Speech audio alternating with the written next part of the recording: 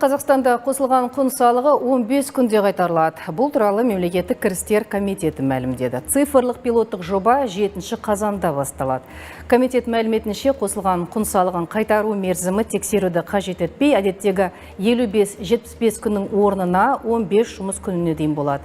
Есеп айырысу үшін цифрлық теңге ұлттық валютаның жаңа нысаны қолданылады. Қатысушы компаниялар қосылған құн салығын цифрлық теңге арқылы төлей алады. Бұл операциялардың ашықтығын қамтамасыз етуге және салықтық алаяқтың тәуекелдерін азайтуға көмектеседі. Жоба цифрлық даму министрлігі және ұлттық банкпен бірлесіп жүзеге асырылып отыр. Одан бөлек онлайн платформалар арқылы такси, курьер болып жүрген тұрғындарға да комитет арнайы пилоттық жоба әзірледі. Мақсат олардың әлеуметтік төлемдерін қамтамасыз ету. Қыркүйектен бері оған 21 мыңға жуық такси жүргізушісі тіркеліп, бюджетке 700 миллион теңге төлеген.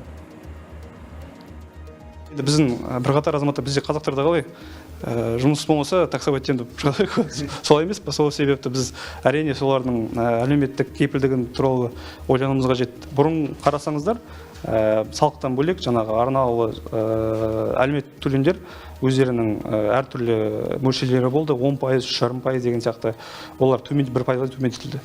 Тиісті салық кодексіне өзгертулер енгізілді. Олар осы 1 қыркүйектен бастап заңды күшіне енді.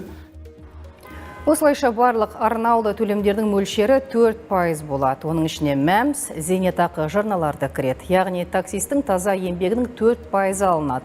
Қазір бұл жұмысты әзірге Яндекс такси бастады.